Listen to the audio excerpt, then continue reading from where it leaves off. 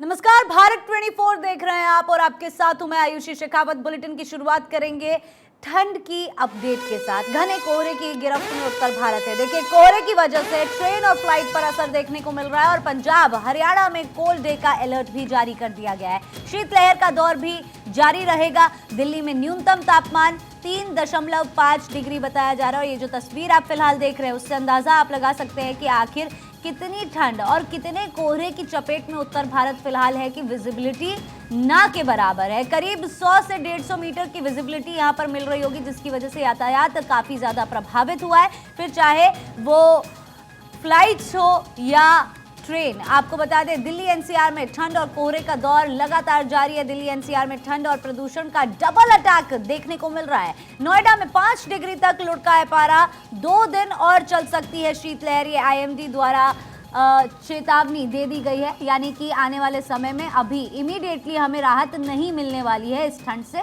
2 दिन तक पारा कुछ ऐसा ही रहने वाला है। जहां एक तरफ दिल्ली का तापमान 3.5 के करीब बताया जा रहा है, तो वहीं आपको बता दें कि नोएडा का पारा भी 5 तक लुढ़का है।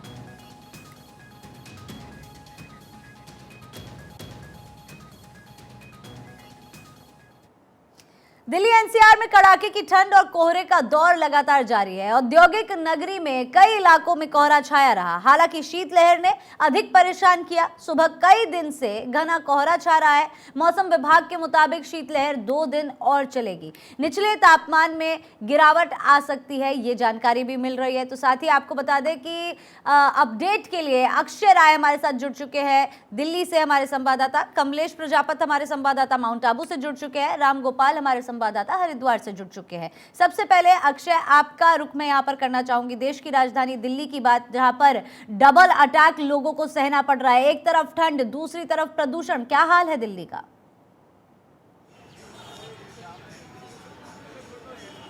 देखिए, दिल्ली में कड़ाके की ठंड पड़ रही है और पारा लगातार लुढ़क रहा है। अगर आज की बात करें तो 3.5 यानी कि 3.5 डिग्री सेल्सियस रिकॉर्ड किया गया है और कह सकते हैं कि कोहरे की मार से जनजीवन अस्त व्यस्त है।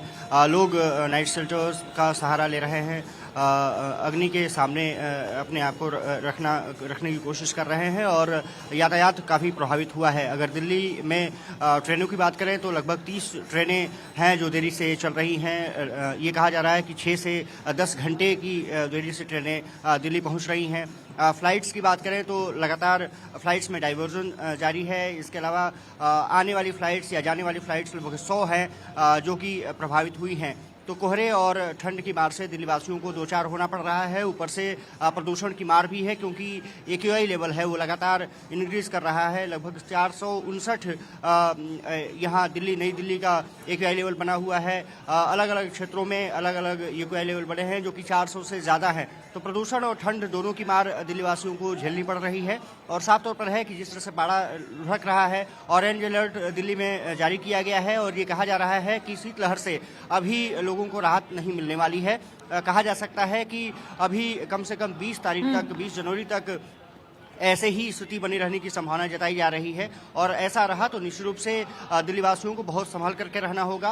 और खास बात ये रही है कि क्योंकि दिल्ली में कई जगहों पर खुले आसमान के नीचे लोग रह रहे हैं, उनको कोशिश की जा रही है कि वो शेल्टर्स में उनको भेजा जा सके, रैन बसेरों में उनको भेजा जा सके। बिल्कुल सावधानी बरतने की जरूरत अक्षय यहाँ पर है। आप भी अपना ख्याल रखिए। वहाँ पर सिचुएशन में तस्वीरों में देख पा रही हूँ बहुत अच्छी नहीं है। साथ ही आपने जैसा कि बताया कि अलाव का सहारा लेने की जरूरत भी अभी लोगों को पड़ रही है। आने वाले दिनों में राहत तो नहीं मिलने वाली है। इसी बीच हमारे साथ हमारे संवाददाता सैयद तजम्मुल भी जुड़ चुके हैं कश्मीर से, उनका भी रुख करेंगे। लेकिन सबसे पहले मैं कमलेश आपके पास आ रही हूँ। आपसे जब मैं पहले जुड़ी थी तो आपने बताया था किस तरह से मौसम का लुत्फ उठाते हुए सभी लोग नजर आ रहे हैं। गुजरात से भी लोग माउंट आबू पहुंच रहे हैं। माउंट आबू को हिल स्टेशन भी कहा जाता है राजस्थान का, लेकिन अब जिस तरह से पारा लुढ़कता जा रहा है धीरे धीरे, क्या कोई बदलाव देखने को मिल रहा है वहां पर?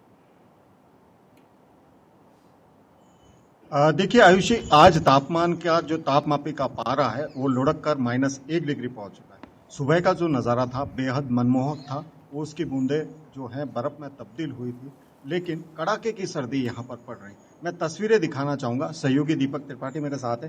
देखिए आयुषी, माउंट आबू के अंदर फिलहाल जो है तस्वीरें बेहद अलग है। कड़ाके की सर्दी का दौर जारी है और शहर में कह सकते हैं हल्का कोहरा यहाँ पर छाया हुआ है। लेकिन तो इस धूप वजह निकल से रही है कहीं ना कमलेश कहीं वहां जो पर एटलीस्ट। गलन का एहसास है जो। जी बिल्कुल आयुषी, धूप यहाँ पर निकल चुकी है क्योंकि माउंट आबू एक अलग यहाँ की जो फितरत है इस मौसम की वो बिल्कुल अलग है।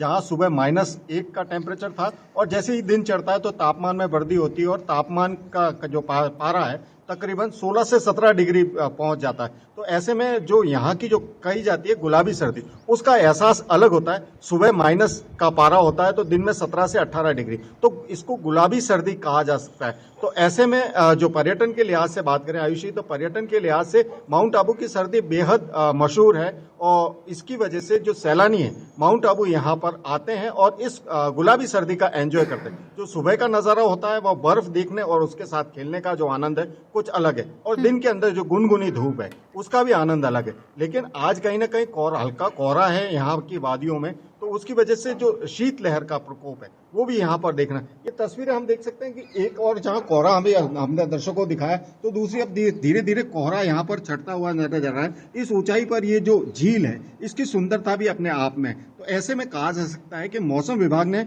जो भविष्यवाणी जारी की थी कि आने वाले दिन कुछ कड़ाके की सर्दी भरे होंगे, और जहां कल माउंट आबू के आसमान में बादल भी थे और बादल छटने के बाद जो तापमापी का पारा लगातार गिरता हुआ नजर आ रहा है और ऐसा माना जा रहा है कि आने वाले दिन जो कड़ाके की सर्दी भरे होंगे।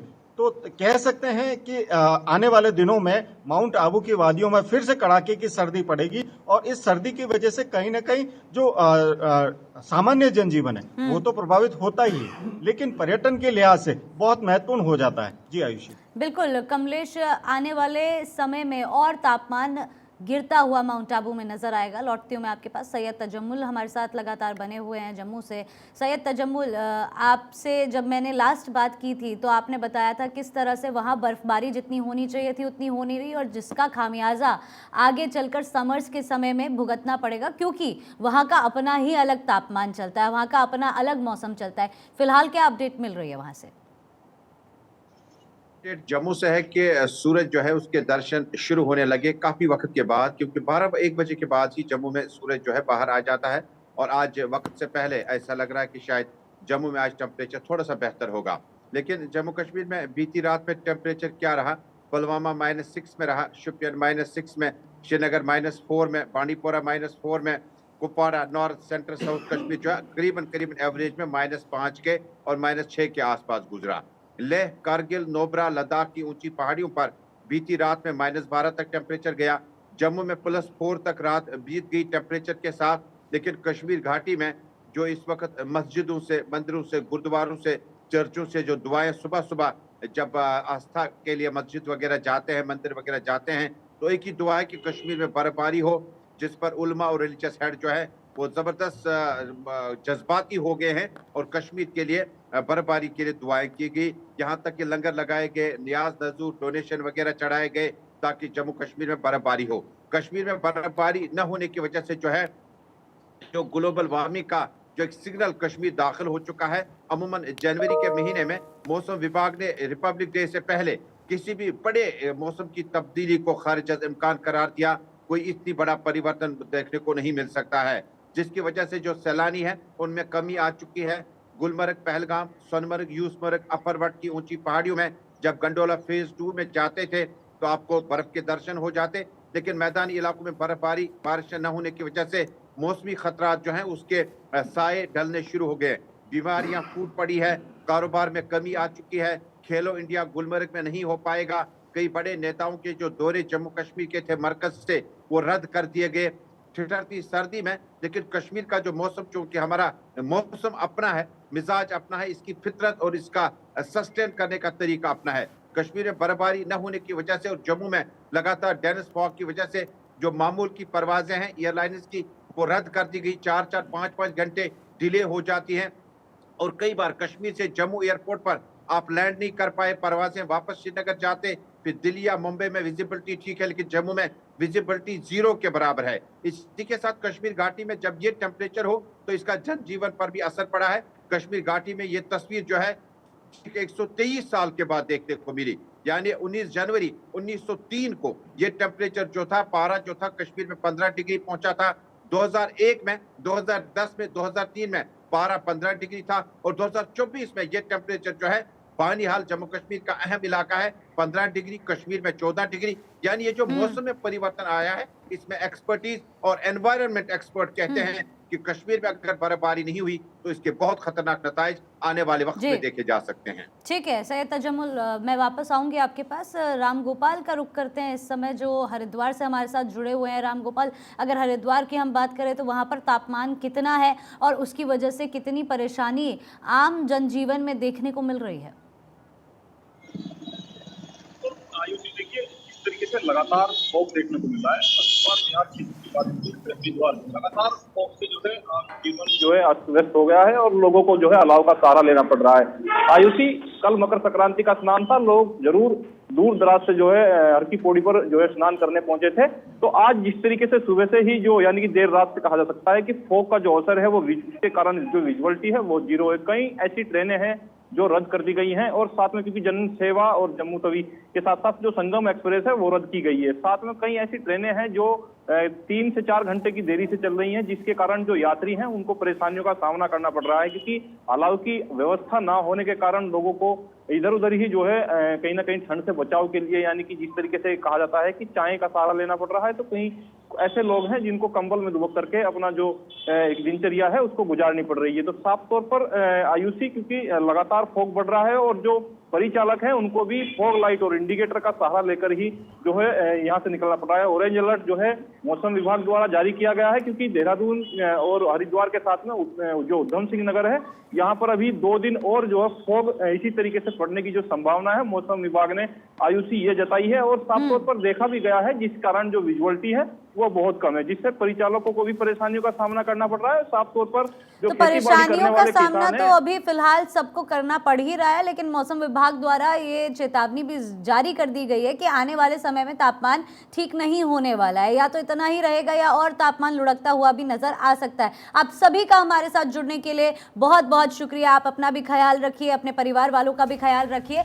और ये तस्वीरें फिलहाल जो आप देख रहे हैं, अयोध्या यूपी से, प्रयागराज से, दिल्ली से, भटिंडा से, अलीगढ़ से और वाराणसी से, ये 6 तस्वीर आपकी टीवी स्क्रीन पर, जहां ठंड का प्रकोप सबसे ज्यादा देखने को मिल रहा है। सर्दी का मौसम इस बार लोगों के लिए परेशानी का सबब बन चुका है। कड़ाके की सर्दी, कोहरे का डबल अटैक, सर्दी जानलेवा साबित हो रही है। देखिए, दिल्ली से जाने वाली कई फ्लाइटें भी लेट हुई है। तो वही तस्वीर फिलहाल जो आप देख रहे हैं, अलीगढ़ में एक और जहां अलाव का सहारा लेते हुए लोग नजर आ रहे हैं, दिल्ली के अंदर, प्रयागराज के अंदर भी अलाव का सहारा लोगों को लेना पड़ रहा है। आपको एक रिपोर्ट दिखाते हैं ठंड के ऊपर।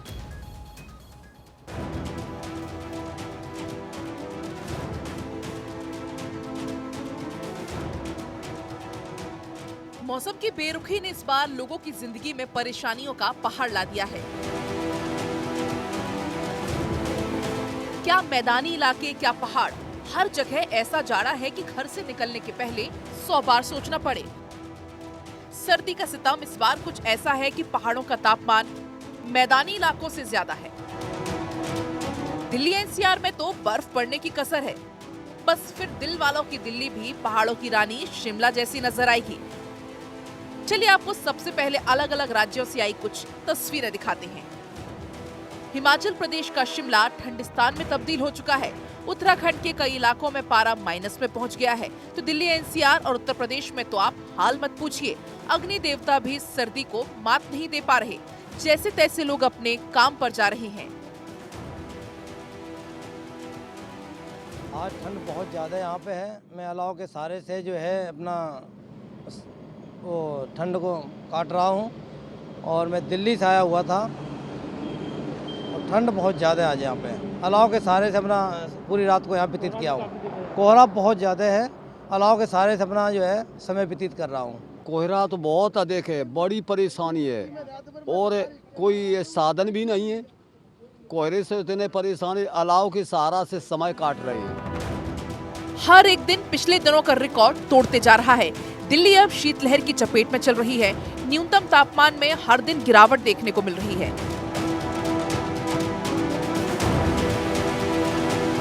कोहरे की मार भी कम होने का नाम नहीं ले रही। और समझ लीजिए कि ये मुश्किलें अभी और बढ़ने वाली हैं, क्योंकि मौसम विभाग ने अगले 2 से 3 दिन का ऑरेंज अलर्ट जारी कर दिया है। आईएमडी के मुताबिक आने वाले कुछ दिन उत्तर भारत में घने कोहरे से घिरे रहेंगे, जबकि उत्तर पश्चिम भारत में मैदानी इलाकों में ठंडे दिन से लेकर गंभीर ठंडे दिन की स्थिति बने रहने की संभावना है। इसके बाद कुछ कमी आएगी। आईएमडी ने यह भी चेतावनी दी है कि अगले 3 दिन के दौरान उत्तर पश्चिम भारत के मैदानी इलाकों में शीतलहर से गंभीर शीतलहर की स्थिति होने की संभावना है। इसके बाद कुछ सुधार होगा। वहीं कोहरे के चलते कई जगह विजिबिलिटी 50 मीटर से भी कम रहेगी। उत्तर भारत में आने वाले कुछ दिन तक कड़ाके की ठंड से राहत मिलने की उम्मीद नहीं है। वहीं अगले कुछ दिन तक लोगों को शीतलहर और घने कोहरे का सामना करना पड़ सकता है। आईएमडी के मुताबिक हिमाचल प्रदेश, उत्तराखंड, पंजाब, हरियाणा, चंडीगढ़, दिल्ली, पूर्वी राजस्थान में जमीनी ठंड की स्थिति होने की संभावना है। Bureau report, Bharat 24। तो इस रिपोर्ट में हमने आपको दिखाया कि आखिर सर्दी के मौसम की वजह से लोग कितने ज़्यादा परेशान हो रहे हैं, लेकिन अलीगढ़ और आपको बता दें साथ ही में लोगों का प्रयागराज से क्या रिएक्शन सामने आ रहा है वो दिखाते हैं। Very good, very